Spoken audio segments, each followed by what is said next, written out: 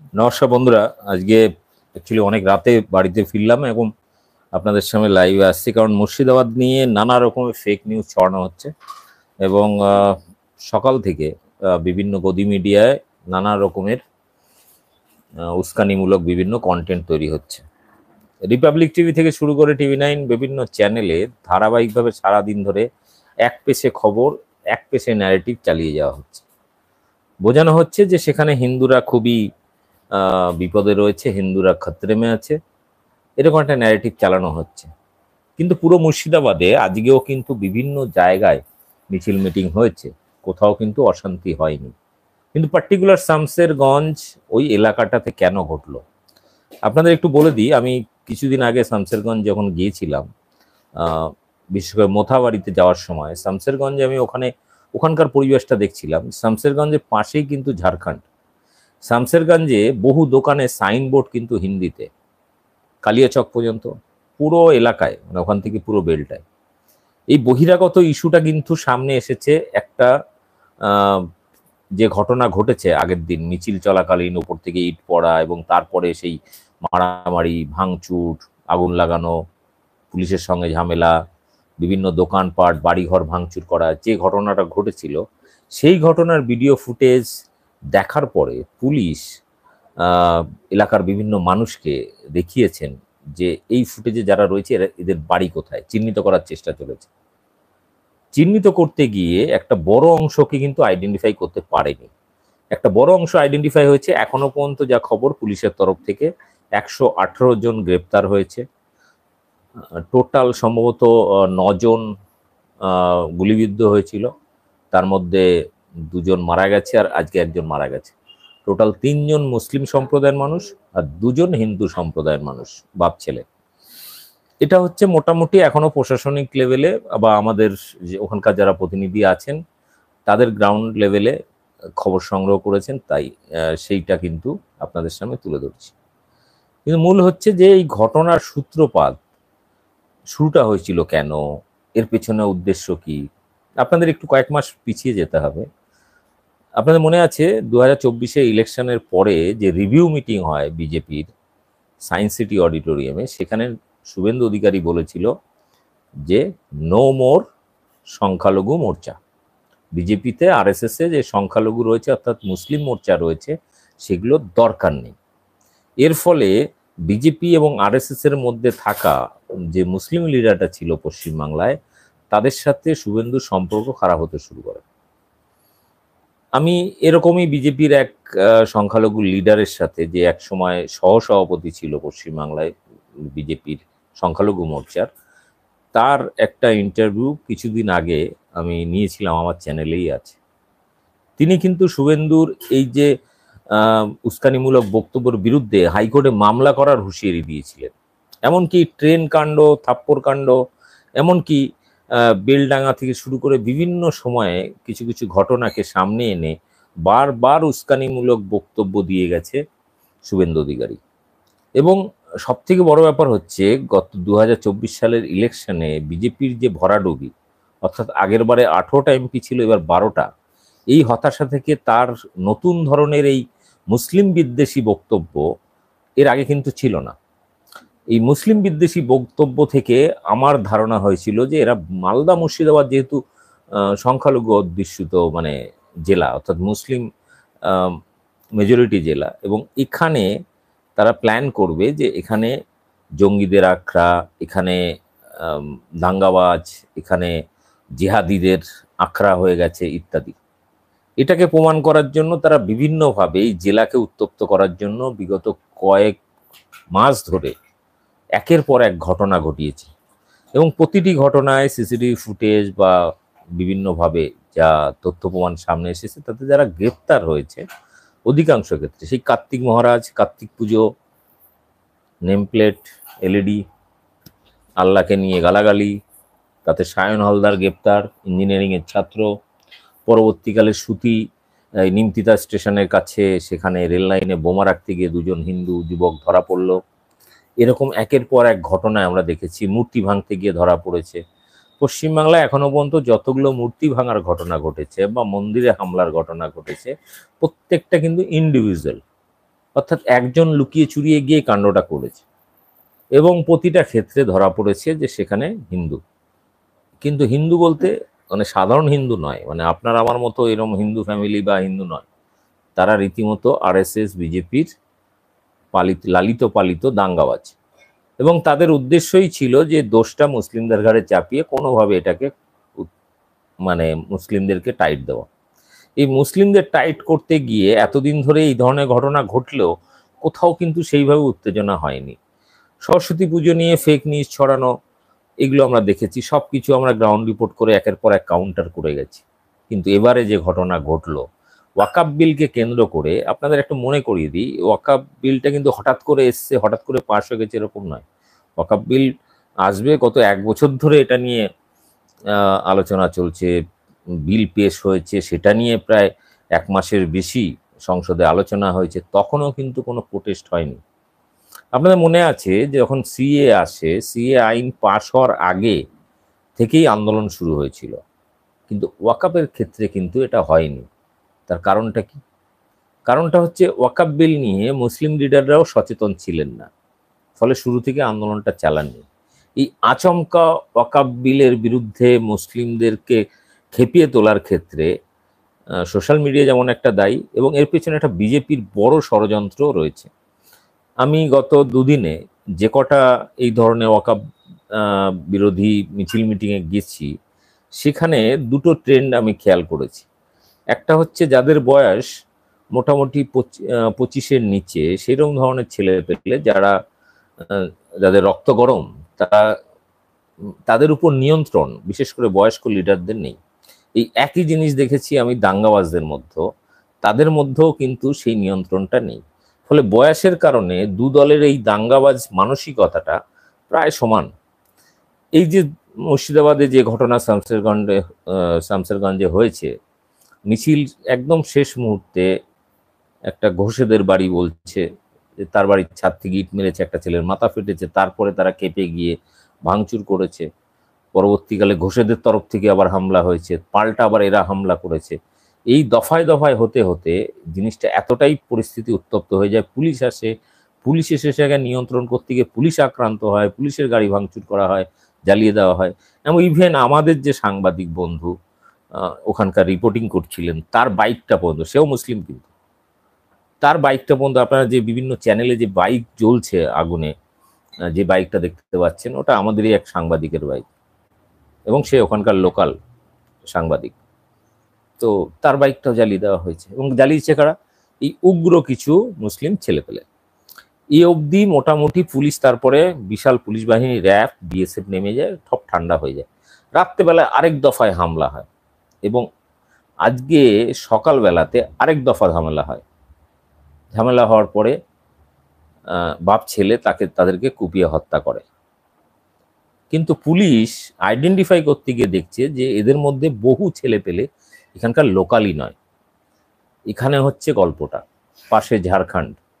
আপনাদের মনে আছে বিগত কয়েক বছর পশ্চিমবাংলায় যে কটা দাঙ্গা হাঙ্গামা বা খুনোখুনি, মার্ডার বা ডাকাতি হয়েছে, অধিকাংশ ঘটনায় কিন্তু আমরা বিহার, ঝাড়খণ্ড, ইউপির কানেকশন পেয়েছি।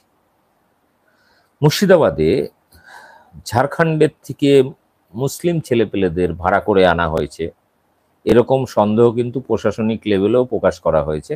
আজকে এটা নিয়ে কিন্তু অলরেডি খবরে আমি এটা যে বানিয়ে বলছি না, সেটা আপনাদের আমি জাস্ট প্রমাণটা দেখাই। এটা TV9-এর খবর। TV9-এর খবর কি বলছে? মিছিল শেষে পুলিশকে লক্ষ্য করে ইট, বোমা, এরা কারা চিনতেই পারছেন না এলাকাবাসীরা। মুর্শিদাবাদে হিংসার পিছনে বহিরাগত শক্তি। আমরা পুরনো যদি হিসাব বা দাঙ্গা হাঙ্গামার হিসাব দেখি, প্রতিটা ক্ষেত্রে কিন্তু আমরা দেখেছি তারা হিন্দিভাষী বা বাইরের। কারণ পশ্চিমবাংলার হিন্দু মুসলিম দুজনেই খুব শান্ত প্রকৃতির, সম্প্রীতিপরায়ণ। এক্ষেত্রে কিন্তু একটা বড় কারণ থেকে যাচ্ছে। আমি সারাদিনে আজকে ভিডিও করার সময় পাইনি, কিন্তু ফেসবুকে আমি থেকে থেকে 1 লাইন 2 লাইনে করে আপনাদের জন্য লিখেছিলাম। তো আমি ফেসবুকের আমার যে সারাদিনের যে স্ট্যাটাসগুলো দিয়েছিলাম, আপনাদের একটু জাস্ট এক একটা করে পড়ে শোনাই। কিছুক্ষণ আগে একটা পোস্ট দিয়েছিলাম, মুর্শিদাবাদে অশান্তির পরিণতি, হিন্দু 2, মুসলিম 3, লাভ বিজেপির, ক্ষতি হিন্দু মুসলিমের। তার আগে একটা পোস্ট করেছিলাম, এটা আপনাদের এগুলো জানা উচিত, পয়েন্ট করে করে আমি লিখেছিলাম। ওয়াকাফ বিলের বিরুদ্ধে ভোট দিয়েছেন হিন্দু সাংসদ কতজন? 192 জন, মুসলিম সাংসদ 40 জন। অর্থাৎ যত সাংসদ রয়েছেন, এমপি রয়েছেন, তারা সব থেকে বেশি হিন্দু যারা এমপি রয়েছেন তারাই কিন্তু ওয়াকাফ বিলের বিরুদ্ধে ভোট দিয়েছেন, অর্থাৎ বিরোধী গোষ্ঠীর, আমাদের বিজেপি বিরোধী গোষ্ঠী। আর মুসলিম এমপি 40 জন। এখানেই হচ্ছে সবচেয়ে বড় ব্যাপার, যারা ভাবছেন বা যারা এই যে দাঙ্গা হাঙ্গামা করছেন, এরা অ্যাকচুয়ালি বকলমে বিজেপির হয়ে কাজ করছেন, বিজেপির লাভ হবে এরকম ধরনের তাদের পাতা ফাঁদে পা দিচ্ছেন। এটা বারবার করে মনে করাচ্ছি আমি। কি হয়েছে এতে? লাভটা কার হলো? এতে লাভ হচ্ছে বিজেপির। হিন্দুদের দেখাচ্ছে দেখো মুসলিমরা কিভাবে হাঙ্গামা করছে। কারণ এখনো পর্যন্ত যে সমস্ত ফুটেজ পাওয়া গেছে তাতে কিন্তু হিন্দুদের তরফ থেকে ফুটেজগুলো সামনে আসেনি। আসবে, সিসিটিভি ফুটেজ কাল পরশুর মধ্যে চলে আসবে। কিন্তু যেটা দিনের আলোতে ঘটেছে, যে সমস্ত মারামারি বা ভাঙচুর ঘটনা, সেখানে কিন্তু এই উচ্ছৃঙ্খল মুসলিম যুবকদের, দাঙ্গাবাজদের পাওয়া গেছে ফুটেজ। লড়াই বিজেপির বিরুদ্ধে, হিন্দুদের বিরুদ্ধে নয়। এই যে 232 জনের মধ্যে 192 জন হচ্ছে হিন্দু এমপি সাংসদ, তারা ভোট দিয়েছেন। মুসলিম সাংসদ ছিলেন 40 জন, তারা ভোট দিয়েছেন এই ওয়াকাফের বিরুদ্ধে। ফলে যারা ভাবছেন এই যে দাঙ্গা হাঙ্গামা করছেন, তারা এই যে হিন্দুদের উপর অ্যাটাক হচ্ছে বা মুসলিমদের উপর অ্যাটাক হচ্ছে, এটা অ্যাকচুয়ালি বিজেপি এটাই চাইছিল, মুসলিমদেরকে খেপিয়ে দিয়ে এটাই চাইছিল। ধরুন আজকে সাপোজ আজকে তিরুপতির মন্দির হোক বা রামকৃষ্ণ মিশন, তার প্রপার্টি যদি কোনো মুসলিম দখল করতে যায়, হিন্দুরা কি বসে থাকবে? হিন্দুরা মারামারি করবে, কারণ তারা হিন্দুদের প্রপার্টি, অতএব ওটাকে আমাকে রক্ষা করতে হবে। তো সেরকমই মুসলিমদের দেবত্ব সম্পত্তি, তাদের দানের সম্পত্তি, সেটাকে সরকার গ্রাস করার চেষ্টা করছে। যেমন কৃষকদের জমিটাকে নিয়ে আদানি আম্বানিকে দেওয়ার চেষ্টা চলছিল, তার জন্য আইন পাশ হয়েছিল, সেটা নিয়ে কৃষকরা আন্দোলন করেন। কৃষকরা কিন্তু কখনোই সাধারণ মানুষকে বিরক্ত করেননি, তাদের লক্ষ্যটা ছিল এক, যে নরেন্দ্র মোদী বিজেপি, এবং লক্ষ্য স্থির ছিল বলে প্রায় 1.5 বছরের মাথায় গিয়ে 700 কৃষক শহীদ হয়েছেন। তারা কিন্তু সাধারণ মানুষের সঙ্গে মারামারি করতে শহীদ হয়নি, বয়সের কারণে আন্দোলন করতে গিয়ে রোদ জল ঠান্ডা বৃষ্টিতে তারা কিন্তু এইভাবে, বা পুলিশের লাঠির ঘায়ে তারা শহীদ হয়েছিল। আমি কৃষক আন্দোলনে গিয়ে 15 দিন ছিলাম, আমি জানি ওখানকার ফিলিংসটা, আন্দোলনটা। ওই জন্য বারবার বলি কৃষক আন্দোলন থেকে শিখুন। কৃষক আন্দোলন শিখুন মানে আপনাকে শিখতে হবে। একটা বিল পাশ হয়েছে আইনতভাবে, তো লড়াইটা আইনতভাবে হবে। এবং এই রাজ্যে অশান্তি করে আপনি অ্যাকচুয়ালি বকলমে বিজেপির যে ষড়যন্ত্রটা, পরিকল্পনা, সেটাকে বাস্তবায়িত করছেন। অর্থাৎ আপনার উগ্রতাই কিন্তু বিজেপির কাছে হিন্দু ভোট বাড়ানোর একটা কৌশল, যে কৌশলটায় যে পাতা ফাঁদে আপনি পাটা দিয়েছেন। কারণ সব থেকে বেশি মুসলিমদের তুলনায় হিন্দু সাংসদরাই সব থেকে বেশি ভোট দিয়েছেন। আবার মজার ব্যাপার হচ্ছে, পশ্চিমবাংলা থেকে প্রথম যে মামলাটি হয়েছে ওয়াকাফের বিরুদ্ধে, সেটা মহুয়া মৈত্র করেছেন। মহুয়া মৈত্র হিন্দু, তারপরে অবশ্য অনেক মুসলিম লিডাররা 1-2 জন করে করছেন। মুশকিলটা হচ্ছে যে এই বোধ বুদ্ধিটা যারা আন্দোলন করছেন তাদের মধ্যে নেই। এর পেছনে বড় একটা কারণ, মুর্শিদাবাদে যে ধরনের মিছিল মিটিংগুলো হচ্ছে, এগুলো পার্টিকুলার নেতৃত্বের অভাব। অর্থাৎ সেখানে কোনো এদেরকে নিয়ন্ত্রণ করার মতো কোনো নেতৃত্ব নেই। আমি এর আগে সিদ্দিকুল্লাহ চৌধুরীর যে সংগঠন জমিয়তে উলেমা হিন্দ, যারা স্বাধীনতা সংগ্রামী সংগঠন, তাদের কয়েকটি প্রোগ্রামে আমি দেখলাম খুব সুশৃঙ্খলভাবে হয়েছে, কোনো অশান্তি হয়নি। এত কলকাতায় প্রায় 2.5 লক্ষেরও বেশি মানুষ হয়েছিল সেদিনও কিন্তু বড় ধরনের কোনো অশান্তি হয়নি। এক বাসের ওই ঝান্ডা, গেরুয়া ঝান্ডা খোলা ছাড়া, তাও নিজে হাতে কেউ খোলেনি, ড্রাইভার নিজেই খুলেছেন, তাকে মারধরও করা হয়। তাও একটা শৃঙ্খলা ছিল, কিন্তু এটা নেই। তো এটা নিয়ে আমার পরিচিত একজন বন্ধু, তিনি একটি পোস্ট করেছেন ফেসবুকে, খুব সুন্দর লিখেছেন আমি যে কথাগুলো বললাম প্রায় একই রকম কথা। তিনি বলছেন, মুর্শিদাবাদ জেলার সাধারণ মানুষের কাছে আবেদন, ওয়াকফ সংশোধনী বিলের বিরুদ্ধে মামলা দায়ের করা হয়েছে, ফলে সেটা আইনের পথেই লড়াই বেশি জরুরি। প্রোটেস্ট দরকার সর্বসাধারণ মিলে, অর্থাৎ এটা আহ, শুধু হিন্দুর ব্যাপার নয়, শুধু মুসলিমের ব্যাপার নয়। কারণ আজকে কৃষকদের জমি নেওয়ার জন্য আইন পাশ করেছিল, আদিবাসীদের জঙ্গল কেড়ে নেওয়ার জন্য আইন পাশ হয়ে আছে অলরেডি, সেটা সংশোধন হবে কয়েকদিনের মধ্যে। নাগরিকত্ব কেড়ে নেওয়ার জন্য আইন পাশ হয়েছে। মানে সরকার চাইছে মানুষের থেকে তার জল, জমি, জঙ্গল, অধিকার সমস্ত কিছু কেড়ে নিতে। ফলে মুসলিমদের কেন বাদ থাকবে? আদিবাসী হয়ে যাচ্ছে, তারপরে এরপরে কি হবে? খ্রিস্টানদের হবে, বুদ্ধিস্টদের হবে, লাস্ট যেটা হবে সেটা হচ্ছে হিন্দুদের। তখন কি বাঁচানোর জন্য থাকবে না।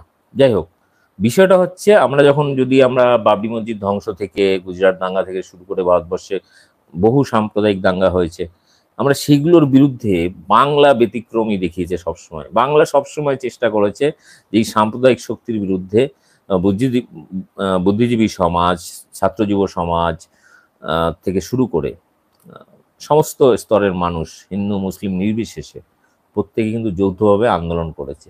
এক্ষেত্রে বামপন্থীরা একটা ভালো ভূমিকা রেখেছিল এক সময়। এখন বামপন্থীরা যেহেতু রামপন্থী হয়ে গেছে, ফলে সেই আন্দোলন কিন্তু আমরা কলকাতায় দেখছি না, সম্প্রীতির মিছিল দেখছি না। যেটা আমরা বাবরি মসজিদ ধ্বংসে দেখেছি, গুজরাট দাঙ্গার সময় বাংলায় দেখেছি, সেটা কিন্তু নেই। ফলে এই যে নেতৃত্বহীন একটা যে ওয়াকফ বিরোধী বিভিন্ন জায়গায় যে মিছিল মিটিংগুলো, আমার মনে হয় ইমিডিয়েট এগুলো বন্ধ করে দেওয়া উচিত।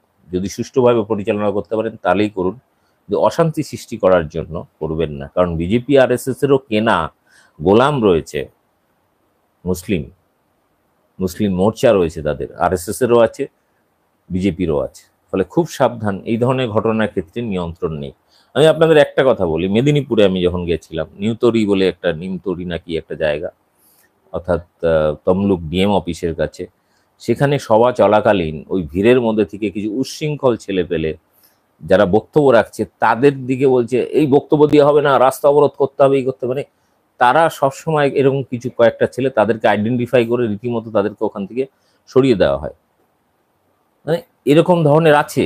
এবং তারা যদি বকলমে আপনারা দেখেন, এরা বেসিক্যালি, আমি যে আইডেন্টিফাই করলাম নিউতরিতে গিয়ে, তারা মিম করে কিংবা আইএসএফ করে এরকম টাইপের, বা মুসলিম মোর্চা করে এরকম। মানে এরা প্রচন্ড উচ্ছৃঙ্খল, কোনো নেতৃত্ব মানে না, আন্দোলন বোঝে না যে একটা গণতান্ত্রিক আন্দোলন কোথায় গিয়ে থামতে হবে, কতটা এগোতে হবে, কতটা পেছাতে হবে, বা একটা আন্দোলনকে দীর্ঘমেয়াদীভাবে সঠিক দিশায় নিয়ে যেতে গেলে কি পদ্ধতিতে করতে হবে সে সম্পর্কে বিন্দুমাত্র ধারণা নেই, বিন্দুমাত্র ধারণা নেই। কারণ একটা দাবি দেওয়ার আন্দোলনের একটা কৌশল থাকে, পদ্ধতি থাকে। আপনি সেই পদ্ধতি যদি অবলম্বন না করেন, তাহলে আন্দোলনটা যেমন ধ্বংস হয়ে যাবে, একই সাথে কালিমা লিপ্ত হয়ে যাবে। আর আপনার এই আন্দোলনকে অজুহাত করে অন্য একটা রাজনৈতিক দল সেটা ফায়দা লুটে নেবে, যাদের বিরুদ্ধে আপনি লড়াই করছে সেই দলটাই তুলবে। আর এটা হচ্ছে মুর্শিদাবাদে। ফলে মুর্শিদাবাদের মানুষকে অনুরোধ করব, যদি সঠিকভাবে আন্দোলন করতে পারেন করুন, নাহলে এই ধরনের বিশৃঙ্খল আন্দোলন, আর বিশেষ করে হাইওয়েতে জ্যাম করার একটা টেন্ডেন্সি আমি মুর্শিদাবাদে দেখেছি। যে কোনো বিষয় নিয়ে হাইওয়ে জ্যাম করে। কেন ভাই? অন্য মানুষকে কষ্ট দিয়ে কেন? সেই লোকটা কি দোষ করেছে? তোমার বিল পাসের সাথে তার কি সম্পর্ক? কি সম্পর্ক তার? অনেকে হয় কি, পাড়ায় বিদ্যুৎ আসছে না, লোডশেডিং হয়ে গেছে, সাময়িক 10 মিনিটের জন্য হয়তো রোড জ্যাম করে দিল, ঠিক আছে। ঘন্টার পর ঘন্টা, শামসেরগঞ্জে প্রথম দিন যে ঝামেলাটা হয় পুলিশের সাথে দুদিন আগে, সেখানে কি হয়েছিল? প্রায় 1.5 থেকে 2 ঘন্টা ন্যাশনাল হাইওয়ে রীতিমতো ব্লক করে দেওয়া হয়েছিল। পুলিশ তাদেরকে বোঝাতে যায়, পুলিশের সঙ্গে ধস্তাধস্তি, লাঠালাঠি, মারামারি, ইটপাটকেল ছোড়াছুড়ি, এগুলো ঘটেছিল। এটা আন্দোলন নয়। আর যারা এগুলো করছেন তারা এই ওয়াকফ বিল বিরোধী আন্দোলন করছেন না, তারা বিজেপির পালে হাওয়া দেওয়ার জন্য করছেন, বিজেপির ভোট ব্যাংক বাড়ানোর চেষ্টা করছেন। ফলে এদেরকে যদি আপনারা আইডেন্টিফাই না করতে পারেন, তাহলে এই আন্দোলন মুখ থুবড়ে পড়বে। এবং পশ্চিমবাংলায় বিজেপি শক্তিশালী করার পেছনে আপনাদের ভূমিকা থাকবে। এবং সব থেকে প্রথম আপনারই গলা কাটবে, সাবধান। ফলে সম্প্রীতির বাংলা, সম্প্রীতি বজায় রাখুন, আন্দোলন করুন যাতে অন্য ধর্মের মানুষের ক্ষতি না হয়, কষ্ট না হয়। কারণ এই বিলটা কিন্তু আইনে পাশ হয়েছে। এবার আপনার যদি সত্যি সত্যি আন্দোলন করতে হয়, কৃষকদের মতো আন্দোলন করতে হয়, যান না দিল্লিতে গিয়ে, সারা দেশের মুসলিমরা গিয়ে সেখানে বসে যান 1-1.5 বছর ধরে, যতদিন না তারা বিল বাতিল করছে, আইন বাতিল করছে, ততদিন ধরে আন্দোলন চালিয়ে যান। তাই বলে সারা দেশের মানুষকে, অন্য ধর্মের মানুষকে বা মুসলিম ধর্মেরই মানুষকে আপনারা বিরক্ত করবেন, এটা কি ধরনের আন্দোলন? সেই লোকটা তো দোষ করেনি, সে তো বিল পাস করেনি, তার উপর কেন অত্যাচার, গাড়ি ভাঙচুর, অমুক তমুক, এগুলো কেন?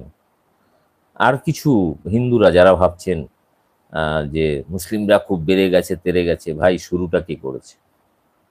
শুরুটা কে করেছে? শুভেন্দু অধিকারী। পশ্চিমবাংলায় বিগত কয়েক মাস আগে পর্যন্ত, মানে গত বছর পর্যন্ত অন্তত, এরকম সাম্প্রদায়িক উস্কানি শুভেন্দুর মুখেও ছিল না। 2024 ইলেকশনের আগে পর্যন্ত কোন রকম সাম্প্রদায়িক উস্কানি শুভেন্দুর মুখে ছিল না। কিন্তু ভোটে হেরে যাওয়ার পর 18টা এমপি থেকে যখন 12টাতে নেমে গেল, তখন বুঝে গেল যে পশ্চিমবাংলায় দাঁত ফোটানো খুব মুশকিল। এটা সম্প্রীতির মাটি, এটা বিপ্লবীদের মাটি, এখানে ওই সাম্প্রদায়িক রাজনীতি চলবে না। এটা নেতাজি সুভাষচন্দ্র বাহিনী, মানে তার মাটি। কারণ নেতাজি সুভাষচন্দ্র আজাদ হিন্দ বাহিনীতে সব থেকে বেশি মুসলিমরাই ছিলেন, পাঞ্জাবিরা ছিলেন, অন্যান্য বিভিন্ন ধর্মের মানুষ ছিলেন, হিন্দুরা তো ছিলেনই, কিন্তু সব থেকে বেশি সংখ্যায় মুসলিমরা ছিলেন। ফলে সেই ঐতিহ্যকে আপনারা ধ্বংস করছেন। ফলে মুর্শিদাবাদবাসীর কাছে অনুরোধ করব, এই ধরনের কোনো দাঙ্গা হাঙ্গামা বা এই ধরনের অশান্তি সৃষ্টি করে বা অন্য মানুষকে কষ্ট দিয়ে কোনো আন্দোলন করতে যাবেন না। আমি মুর্শিদাবাদকে যেভাবে দেখেছি এর আগে, আজকে শামশেরগঞ্জের, মানে গতকাল শামশেরগঞ্জের ঘটনা দেখার পরে আমার খুব খারাপ লেগেছে যে এটা তো এরকম মুর্শিদাবাদ আমি দেখিনি। কারণ মুর্শিদাবাদে একটা শিল্প, সাহিত্য, সংস্কৃতি, একটা আলাদা ঐতিহ্য, সম্প্রীতির ঐতিহ্য রয়েছে। এখনো মুর্শিদাবাদে আমি বহু জায়গায় গেছি। লাস্ট আমি গেলাম শামশেরগঞ্জেরই একটা জায়গায়, সেখানে দীর্ঘ প্রায় 60 বছর ধরে নদী ভাঙনে মন্দির নষ্ট হয়ে যাচ্ছে। হিন্দু মুসলিম সবাই মিলে চাঁদা তুলে তারা আবার একটু সরিয়ে সেখানে মন্দির তৈরি করেছে। সেখানে পুজো হলে, এবার কালী পুজো নিয়ে মেলা বসলো, আমি সেই মেলায় গেছিলাম। সেইভাবে ভিডিও করার সুযোগ পাইনি, কিন্তু সেখানে গেছিলাম 60 বছর ধরে। এবং সেই মেলায় যদি, মানে সেই কালী পুজোয় যদি 4 লাখ টাকা খরচা হয়, তার মধ্যে 2 লাখ টাকা মুসলিমরা দেয়। ওই এলাকায় কখনো কোনো দাঙ্গা হাঙ্গামা হয়নি। আমি এর মুর্শিদাবাদে বহু এলাকায় ঘুরেছি, যেখানে যে কোনো পুজো, আচ্ছা যা কিছু হোক, সেখানে অন্তত 50% ডোনেশন মুসলিমদের থাকে। অর্থাৎ তারা ধর্মীয় উৎসবের ক্ষেত্রে সহযোগিতা করে। কিন্তু এই যে নতুন একটা শক্তি পশ্চিমবাংলায় এসছে, বিজেপি, আরএসএস নামক একটা দাঙ্গাবাজ দল, যারা রাজনীতি করছে মানুষে মানুষে হিংসা বিবাদ দিয়ে, আর যারা এদেরকে মদত দিচ্ছে, তারা বকলমে বিজেপির হয়ে ভাড়ায় খাটছে বিনা পয়সায়, নিজের জীবন দিয়ে, অন্যের জীবন নিয়ে। এটা আন্দোলন নয়। দয়া করে আপনারা বিরত থাকুন, আন্দোলন করতে হবে না। আর যদি করতে হয় চলে যান সোজা দিল্লিতে, কৃষকদের মতো বসে যান টানা, কত দম আমি দেখব। অন্তত বাংলাকে বিশ্বের দরবারে কলুষিত করবেন না। বাংলার মুখটা, সম্প্রীতির যে ঐতিহ্য ছিল, সেই জায়গাটাকে ধ্বংস করবেন না। যাই হোক, আজকে অনেক দেরি করে বাড়ি ফিরেছি, তাই একটু লেট হয়ে গেল। তবে আরেকটা আমি জাস্ট একটা পোস্ট আমি শুনিয়ে দিই। আজকে কিন্তু শামশেরগঞ্জে আশার আলো, যে এখনো কিন্তু সম্প্রীতি মরেনি, এই শামশেরগঞ্জেই আজকে সন্ধেবেলাতে হিন্দু মুসলিম সম্প্রীতি মিছিল করেছে। ওখানে নেট চলছে না, ফলে ভিডিও পাঠাতে পারেনি, কালকে হয়তো পাঠাবে, আপনাদের সেই মিছিলের ভিডিও দেখিয়ে দেবো।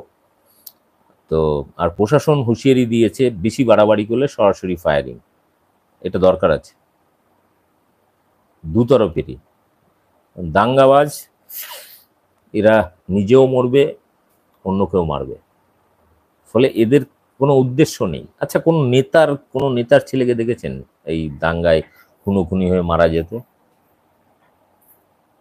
ইভেন শুভেন্দু অধিকারী বা দিলীপ ঘোষরা কখন দেখেছেন তারা অস্ত্র নিয়ে রাস্তায় মারামারি কাটাকাটি করতে নেমে গেছে? দেখবেন না। কিন্তু আপনার হাতে অস্ত্র তুলে দেবে। এটাই হচ্ছে রাজনীতি। এগুলো যত তাড়াতাড়ি বুঝবেন ততই মঙ্গল। তো এটাই আশার আলো।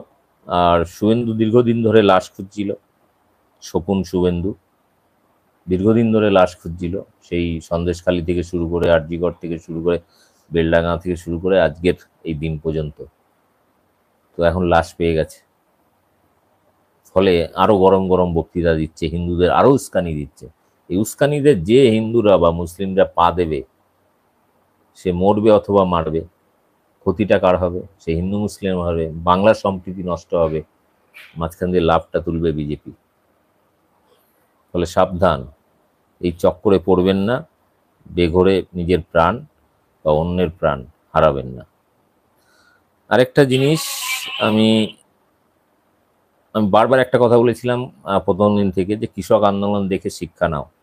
ওয়াকাফ বিরোধী লড়াইটা পুলিশ বা হিন্দুদের বিরুদ্ধে লড়াই নয়, হিন্দুদের সঙ্গে নাও, জিত নিশ্চিত হবে।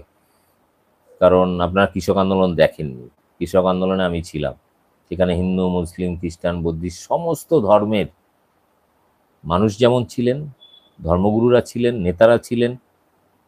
সেই কারণে ওই আন্দোলনটা জয়লাভ করেছিল। যদি কোনো মুসলিম ভাবে আমরা শুধু আন্দোলন করে জয়লাভ করব, হবে না। কারণ এটা ভারতবর্ষ মিশ্র সংস্কৃতির দেশ।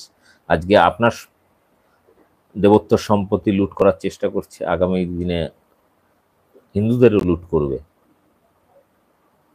কারণ সেখানে প্রচুর টাকা। আর আগামীকাল এই ওয়াকাফ প্রপার্টি নিয়ে একটি ভিডিও আসতে চলেছে। ওয়াকাফ প্রপার্টি নিয়ে মুসলিমদের মধ্যে এমনকি হিন্দুদের মধ্যে একটা ভ্রান্ত ধারণা রয়েছে, যেটা সাধারণত কেউ বলে না।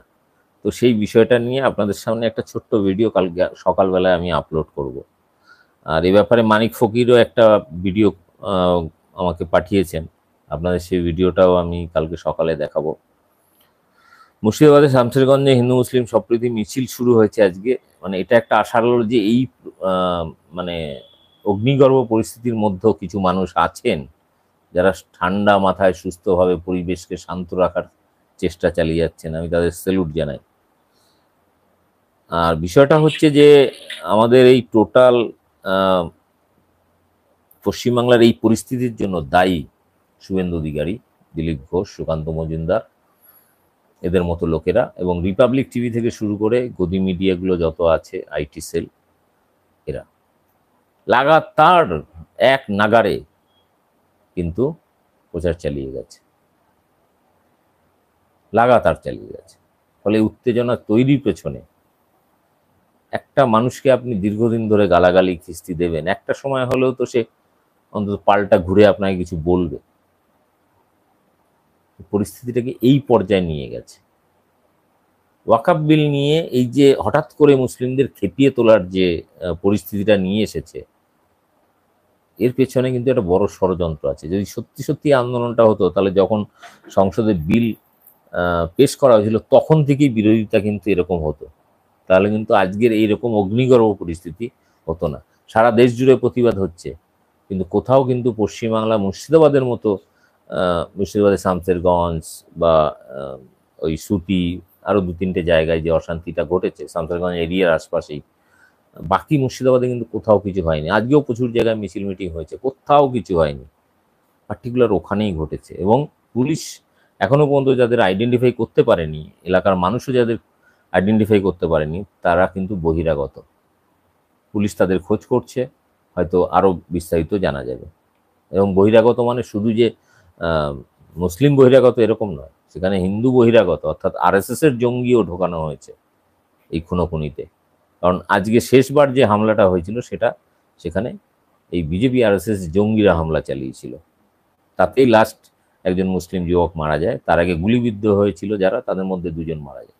সব মিলে 3 জন মুসলিম আর 2 জন হিন্দু। ক্ষতিটা কার হলো? শুভেন্দু অধিকারীর, দিলীপ ঘোষের, নরেন্দ্র মোদী না অমিত শাহ? আপনার হলো। ফলে সাবধানে থাকুন। আর ভিডিওটি ব্যাপক শেয়ার করুন। আর সমস্ত লিডারদের বলবো যদি লিডারশিপ দিতে পারেন, নিয়ন্ত্রণ রাখতে পারেন, তাহলেই আন্দোলন করুন। নাহলে আন্দোলন করে অযথা বাংলাকে বিশ্বের দরবারে কালিয়ানৃত্য করবেন না। আমার চ্যানেলটি সাবস্ক্রাইব করে রাখুন, কাজে লাগবে। ধন্যবাদ, শুভরাত্রি।